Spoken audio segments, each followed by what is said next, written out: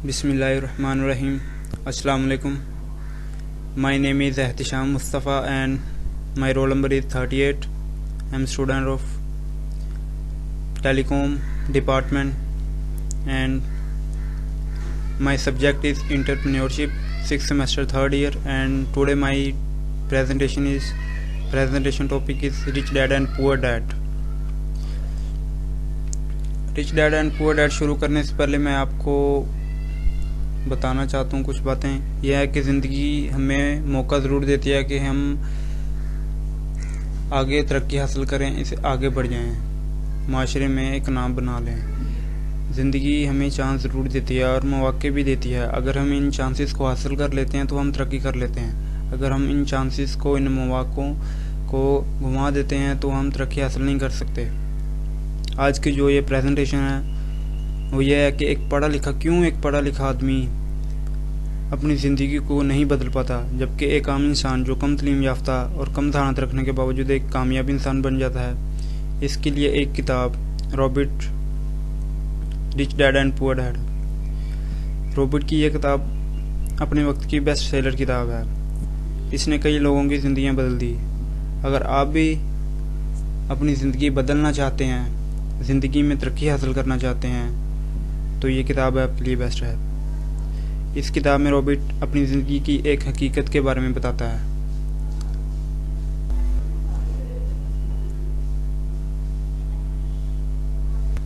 Robert ने इस किताब में कहा है कि उसने 2 लोगों को अपने बाप का दर्जा दिया हुआ था, जिसमें से एक ने PhD की हुई थी और दूसरे ने 8 क्लास तक पढ़ा हुआ था, वो भी फेल था 8 क्लास में।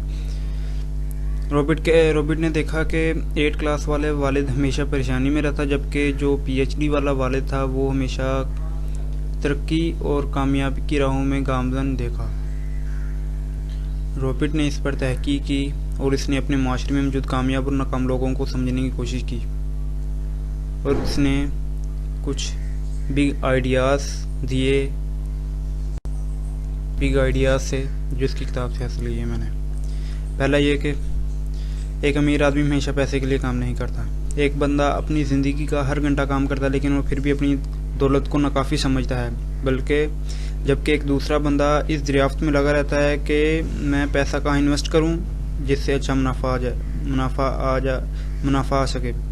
वो पैसों को जमा करने के बजाय ऐसी जगहों में इन्वेस्ट करता है कि जिससे मज़ीद पैसा आए।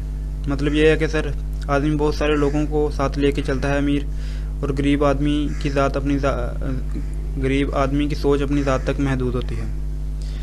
अमीर आदमी लोगों को ऐसे इस्तेमाल करता है कि वो उसके लिए मनी मेकर बन जाते हैं, जबकि गरीब आदमी सब कुछ खुद ही करना चाहता है। इस वजह से वो एक ही जगह में कैद होकर रह जाता है। देन सेकंड पॉइंट ये है कि ये अहम नहीं कि पैसा लगाया कितना जा रहा है। ये अहम नहीं कि पैसा कमाया कितना जा रहा है, बल्कि ये अहम है कि पैसा लगाया कितना जा रहा है, क्योंकि पैसे का सही इस्तेमाल ही पैसे को डबल कर सकता है। जबकि गरीब आदमी पैसा लगाने से डरता है और अमीर आदमी को पता होता है कि मैं इस जगह पे पैसा इन्वेस्ट करूंगा तो मुझे मुनाफा हो जाएगा। देन पॉइंट ये है कि अपने काम को आगे बढ़ाएं।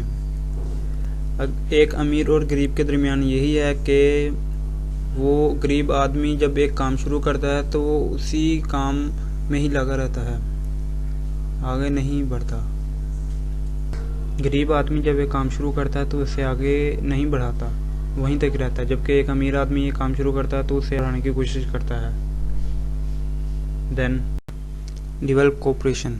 इसका मतलब यह है कि जिस तरह आप एक कंपनी रन कर रहे हैं ना, इस तरह बहुत से लोग भी कंपनीज रन कर रहे हैं। आप उनके साथ जाके मिलें, ये आपके लिए बहुत फ़ायदेमंद होगा। इसके लिए आपको कारोबारी समझ होना बहुत ज़रूरी है। आप उनसे सीखेंगे, वो लोग आप सीखेंगे। Then take risk.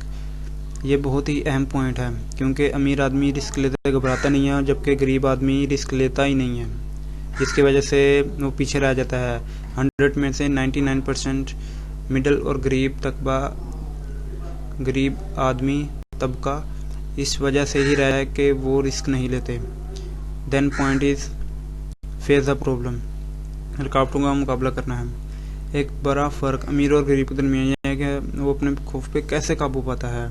गरीब के ज़हन में यह है कि मैं नहीं कर पाऊँगा, कल करेंगे, फ़ायदा होगा या नहीं होगा, मेरे पैसे ज़ाया हो जाएं, ये सब पॉइंट आते हैं जहन में, लेकिन इसका मुकाबला करना होता है। ओके, अब लेसन क्या मिलता है हमें इस book rich dad and poor dad से, कि ये है कि हमें अपना मकसद बड़ा रखना है और अपनी डेली रूटीन को ऐसे रखना है कि वो हमें अपने मकसद से हटने ना दे, और अच्छे दोस्तों का इंतखाब करना है। अच्छे दोस्तों का इंतखाब बहुत ही ज़रूरी है, इससे ही आपकी शख्सियत का अंदाज़ा है। और सर यही है। ओके सर, अल्लाह हाफ़िज़ सर।